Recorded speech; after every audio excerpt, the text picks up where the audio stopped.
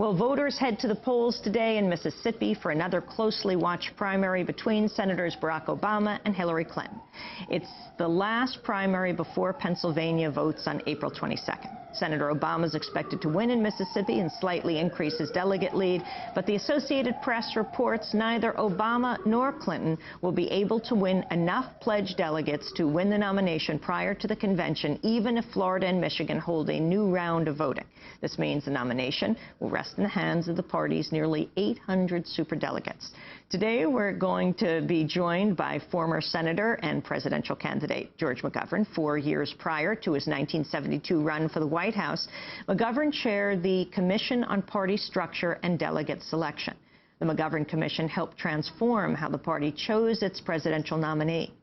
In 1982, the Democratic National Committee approved a new series of reforms, including the establishment of superdelegates, to give the party more direct control over the selection of presidential candidates. To talk more about the presidential race and selection process, George McGovern joins us in the Firehouse studio. He is former U.S. Senator from South Dakota. In '72, he lost to Richard Nixon in the presidential election. He's endorsed Senator Hillary Clinton. We are also joined by Jim Hightower, the syndicated columnist, author, radio commentator. His latest book is Swim Against the Current. Even a dead fish can go with the flow. He served 2 terms as Texas Agriculture Commissioner and served as a superdelegate at the 1992 Democratic Convention. He has endorsed Senator Barack Obama for president. We welcome you both to Democracy Now! But I want to go back first to that 1968 commission that Senator McGovern, you chaired before you ran for president, that really transformed the way the Democratic presidential candidate was chosen. How did it happen? What did you decide then? The basic change that Reform Commission recommended, which was adopted by the party and is still in place 35 years later, was that those delegate slates that pick the nominee of the party for president had to have some reasonable relationship to the population of the state. In other words, if half the state were women and half were men, the delegates should be roughly the same. We didn't set up percentage quotas, but we set a reasonable relationship.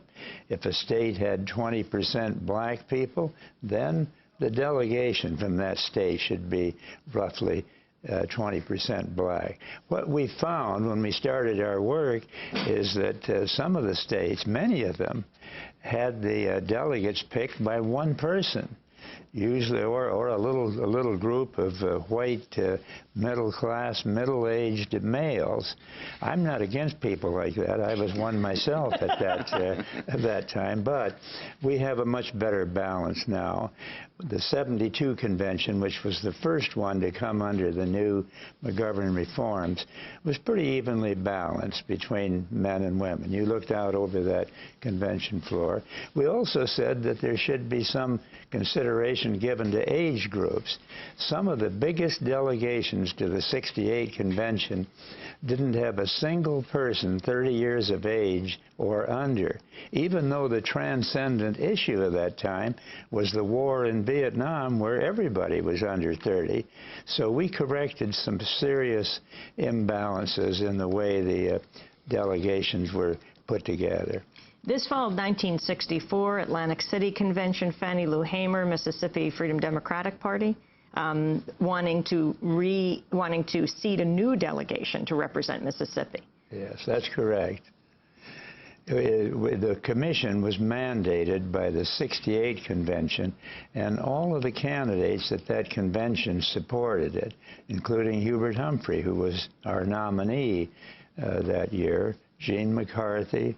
I had taken over Bobby Kennedy's delegation after he died. It was a bold thing to do, since I was running for re-election to the United States Senate in South Dakota, but I survived it and survived the Reform Commission, and I'm very proud of what that commission did.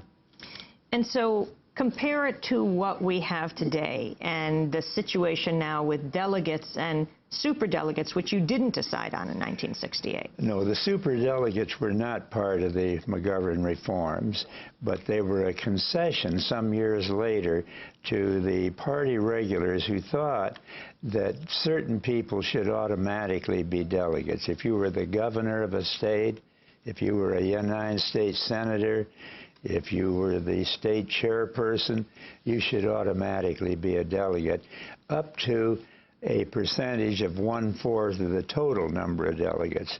There always had to be 3/4 of the delegates going to the National Convention who were elected according to our reform rules. But we made that one concession.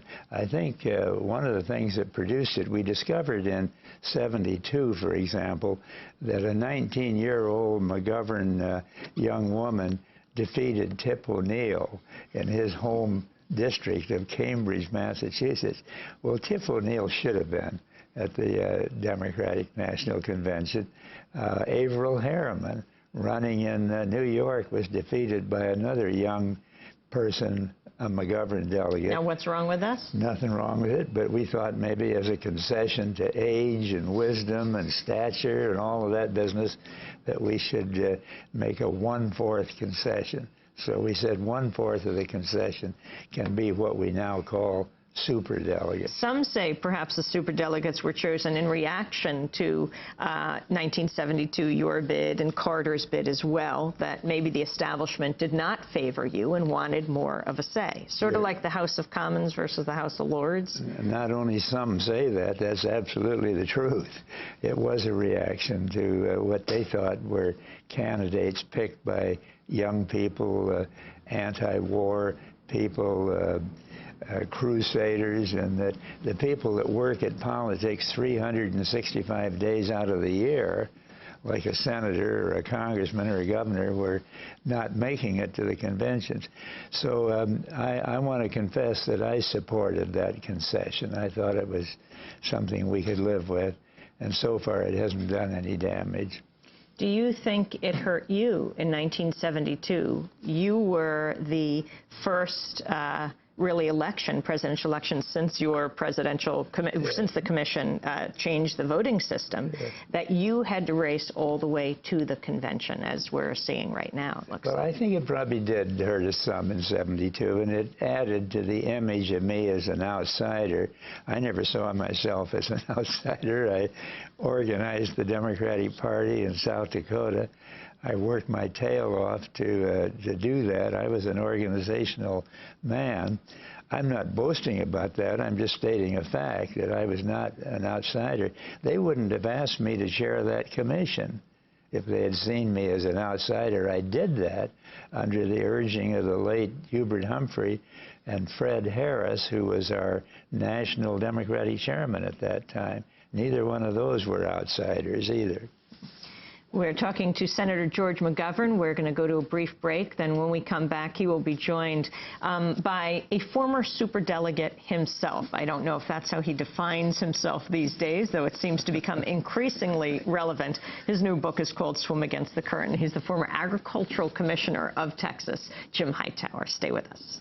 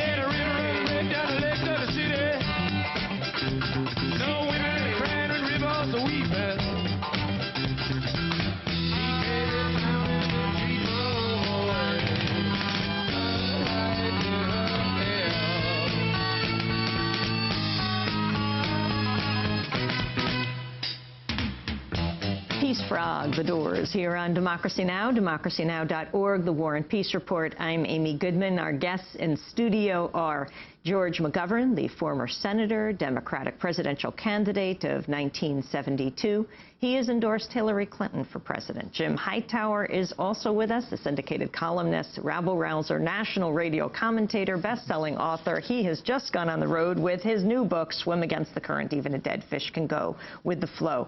Jim, you were a superdelegate, and you have been stumping for Barack Obama. Why?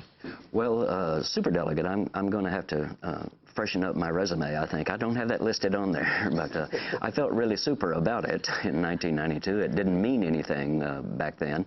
Who chose you?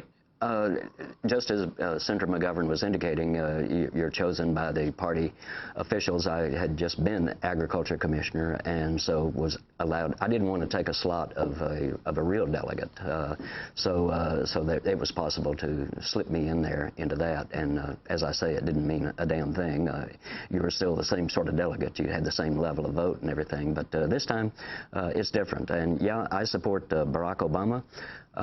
To me, the significant thing about the Obama phenomena is not him, it's the phenomena. The fact that we have millions of new voters, excited voters, people who've not been voting in the past, but who feel that this time they matter, and that they have a potential not just to send Obama to the White House, but for them to go into the White House. Not just the party operatives, not just the usual special interests, but for the people themselves to be able to go in. I don't think anybody thinks that Obama, and I don't even think he thinks that there's any sainthood here, there's any magic going to come just by him being president. But with him, I think we've got a potential to have a real progressive government because the people themselves would be a force in it. Senator George McGovern, you've made a different decision. You've endorsed Hillary Clinton. Well, I endorsed Hillary last October, and I have to say that friendship had a lot to do with it. She and her then boyfriend, a guy by the name of Bill Clinton, were the coordinators of the McGovern campaign in Texas in 1972. That was a brave undertaking. As Jim Hightower can testify, trying to sell George McGovern in Texas in 1972 was a daunting task. They worked their fannies off for me in 72 all across that state. And so when she decided to run for president, in a sense, it was kind of a, it's my turn now. I have to tell you this, Jim, that I have 10 grandchildren. All 10 of them are working for Barack Obama. That's an indication of the influence I have in my own family. I've got 3 daughters and 1 son. They're all working for Barack. So I'm the old fogey in the McGovern family this year, unlike 72 when I was way out in front. But I agree with everything Jim Hightower has said here, that Barack Obama has touched on a theme and a style and a content to his program that has brought millions of new people into the fold. That's precisely what I did in 1972. We ran into all kinds of trouble once I was nominated, but we stirred many of the same currents that are moving now. So I'll be happy to support either Hillary or Barack, depending on which one wins the nomination. And whichever one wins, we'll have a candidate that's a country mile ahead of the opposition. Senator McGovern, if you were endorsing today, who would you endorse? I would stay with Hillary. I don't change my mind on things like this in the middle of the battle. I made the decision to back her, and I'll stay with her. I don't want to be jumping around from one candidate to another. And as I said, we've got 2 excellent candidates here, both well qualified, and I'll be out campaigning for whichever one wins. Am I ducking your question? Yes. Why? Because I want to stay with the person I chose 6 months ago. There was an interesting piece in the New York Times about how your whole group in 1972, they're coming together around Hillary Clinton's 72 McGovern team rallies for one of its own. It says Frank Herrera, a prominent lawyer in Texas, was sitting at home 2 Saturdays ago when he received a phone call. The voice at the end of the line was that of an old friend from Senator George McGovern's 72 presidential campaign, who'd since become the godfather, at least to some of the Democratic Party. We've been with you all these years, former President Bill Clinton said. According to Herrera, now the time has come for you to be with us. Talking about Herrera, going back to your 1972 campaign, Gary Morrow, veteran Texas Democrat who ran the Youth for McGovern operation, now Mrs. Clinton's state director, Roy Spence, Austin advertising executive who created advertisements for the McGovern campaign, deeply involved in Clinton's media strategy in Texas. Even a receptionist from the McGovern campaign, Nancy Williams, has been called back to lend a hand to the Clinton operation, conducting delegate training sessions from the campaign's headquarters in Austin. Well, that makes me feel good because I've noticed over the years that while we took a terrific beating at the hands of Richard Nixon in the fall, those so-called McGovern people are still in there battling for better government, for stronger candidates. I think they'll be there the rest of their lives. And it's one of the reasons, frankly, that I stand with Hillary in this effort, because I've got a long memory, and I know who stood for me 35 years ago. Do you think Barack Obama would have?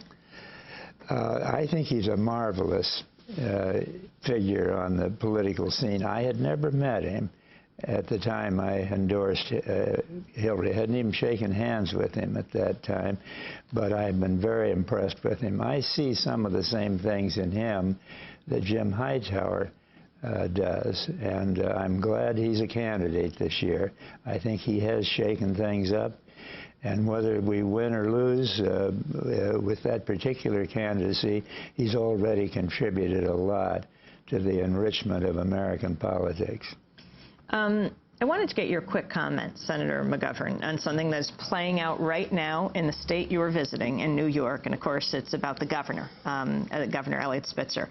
I actually was in Albany yesterday as news of this, the allegations that he was caught in a federal sting calling escort service. I was in Albany, interestingly enough, to give a keynote along with Governor Spitzer on the issue of reproductive rights and politics. 1,000 people were there, and he canceled. It was yesterday morning. David Patterson, who could become the next governor of New York, was also there speaking, the lieutenant governor. But do you see a danger of a kind of explosion within the Democratic Party? I don't think it's going to explode the Democratic Party. What we're talking about here is a sin that's as old as human beings. The two people I feel the sorriest for are the governor and his wife. This is going to be a tough thing for them. I hope they can survive it. But Governor Spitzer has had an almost flawless public record over the years. I don't know of any scandal that has touched this man. It seems like that in politics, when the Republicans get into trouble with sin, it's over money. Somebody misplaced $1 billion or $300 million or whatever it is. When the Democrats get in trouble, it's sex. And well, you have Senator Vitter from Louisiana got in trouble with an escort. He's still senator from Louisiana, just introduced legislation that Native American women can't have abortions with federal funding. And then, of course, you have the scandal around Larry Craig, which was very different. But look, he remains senator. One of the most honored figures in the Bible was King David, the man that wrote those wonderful Psalms. And who, you go to Israel today and you stay in the King David Hotel in Israel. He got a crush on the wife of one of his lieutenants, and he sent the poor guy up to the battlefront and got him killed so he could have his wife. Elliot Spitzer hasn't done anything like that. I'm not trying to minimize this. Are you comparing Elliot Spitzer to King David? Yeah, in a way. King David asked God to forgive him, And I believe he did. He asked the people to forgive him, and I believe they did. And he went on to become a great religious and political leader of the Israelis. So we have to take these things in some kind of perspective. Should the governor have thought more carefully about what he was doing before he got mixed up with this woman? Of course he should. So should King David have thought more carefully about his actions. But this is a sin, not a crime, as I understand it. I don't think he's accused of any crimes. I think it's obviously a sin and something that's very embarrassing and horrendous for his wife and his family. But I'm going to leave it in their judgment. I'm not going to try to pass judgment on somebody else's sin. Jim Hightower. Maybe the greatest sin here was that it was not just a street prostitute, but a $5,000 an hour prostitute. Yeah. You know, I mean, people can't make their house payments, and this guy's laying down $5,000. I don't know about you, George, but I'd be worried. $5,000. What if you ran over a couple of minutes? I mean, is it another $5,000? Well, I don't know now. Speaking of sin, perhaps it's something you considered a sin decades ago, the Vietnam War. I wanted to ask, bringing it to the 2008 presidential race, Henry Kissinger has endorsed John McCain. Your thoughts on that? Well, I worry about John McCain. He's one of the few people in public life that still thinks the war in Vietnam was a good idea. It was an utter, unmitigated disaster. And anyone who can't see that after all these years, I have some questions about in terms of where they may lead us in the future. He voted for the war in Iraq and not only thinks that was a good idea, he wants more troops over there. I think it was a disastrous idea and that we ought to be bringing our troops home, not talking about surges and sending more troops over there to be shot at. The paper today has a story that 5 soldiers were in a market in Baghdad yesterday, got blown up by one of these hand bombs. We're never going to have peace and stability in Iraq until we get our troops out of there. Part of the trouble is a revolt on the part of the people of Iraq against the presence of a foreign army in their country. You can always find a few people who are glad they're there, but they're a small minority, according to the polls. So rather than have Senator McCain still basking in the glories of Vietnam and still supporting this unfortunate war in Iraq, I think we need somebody like Barack Obama or Hillary Clinton who say if they're elected, they're going to get the troops out of there. And do you think they are? They Yes, have not talked about immediate withdrawal. No, they haven't, and I wish they would. I wish I'd like to have a time certain. I wrote a book with one of our best Middle East experts, Bill Polk, in which we called a year and a half ago for a 6-month withdrawal period. There's no reason why it should take more than 6 months. People ask how we're going to do it. One way to do it is to put them in trucks and head for the border. That's how we got in there. Jim Hightower, your book, Swim Against the Current, Even a Dead Fish Can Go with the Flow, is about going against the current. Talk about. Well, there's all this excitement about change in this political election year, but what Senator McGovern was indicating earlier was a lot of the people who were involved in his campaign have been a part of change all of those years and will continue to be. And we have a whole new generation as well of people who didn't just start with the Obama campaign, didn't just start this year, but have been developing change at a grassroots level for some time in the political sphere, in business, in healthcare, in religion, even in banking in a lot of different ways. And Susan DeMarco and I have, we've come across these people in our many travels as we go around the country, and we realize these are the mutts and mavericks that really make up America and the very best spirit of people who buck the system them, and we thought, well, why not tell their stories? Well, tell us some of their stories. You talk about escaping the corporate tentacles. Well, you take business. We write about a fellow, Chris Johnson, who's a pharmacist making $100,000 a year with a chain drugstore down in Texas.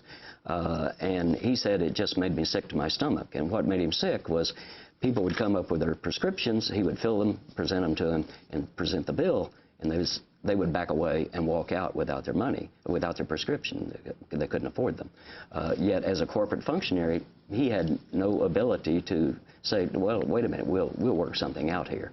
And so he spun off and created MedSavers, a little company that is a single pharmacy, bare bones operation, serving people who have no insurance at all or whose policies don't include prescriptions, primarily generic drugs, and he's able to provide medicine, for example, a pill that sells for $59 for 90 capsules, he can sell for $16. He knew the obscene profits that were built into those medicines, and he's able to cut that down to a manageable level for families. He feels better about himself.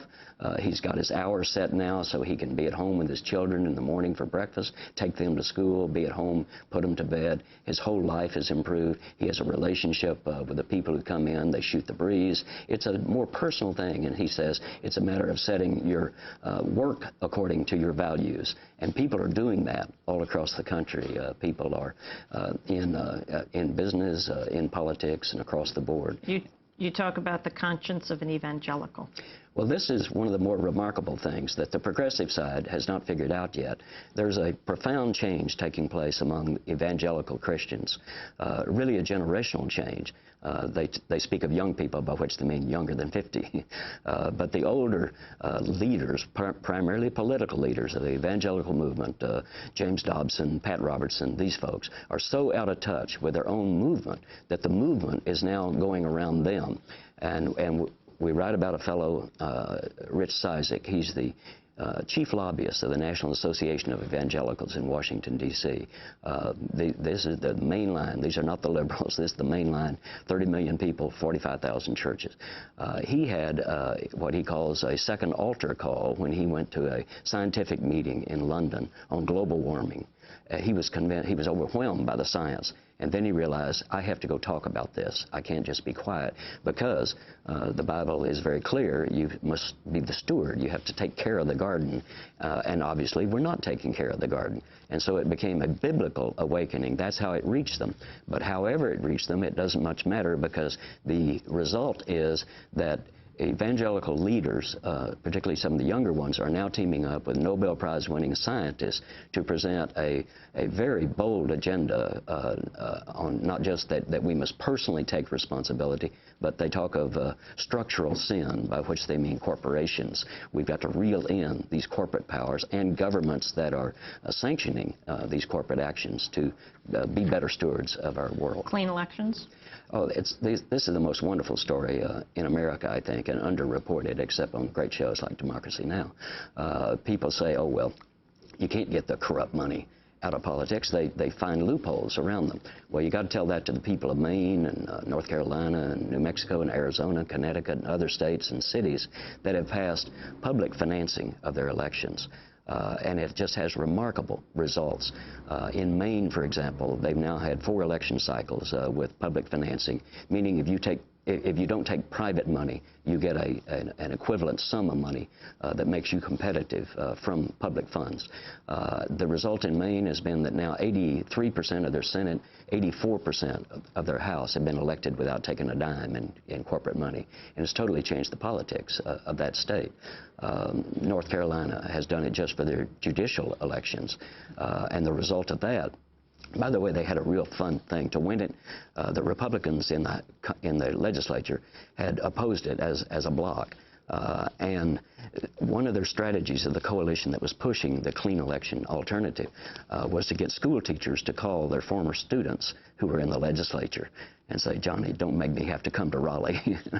Did you learn anything that I taught you? But one more point, that now in North Carolina, they've had 2 election cycles. The 6 seats up in 2004 on the Supreme Court and Appeals Court down there, 5 were elected without corporate money. And in the last election, 6 of the 5 were elected again, including 4 women. We now have a woman Chief Justice of the Supreme Court. She says clearly, without public financing, I could not have done it. Finally, Senator McGovern, 2 big stories of this year, not counting how many votes Barack Obama has, how many votes Hillary Clinton has in each caucus and primary, and even John McCain, but adding them all together, this phenomenal explosion of new voters coming in or voters returning. That's one part. The other part, what Jim is referring to right now, is also the money.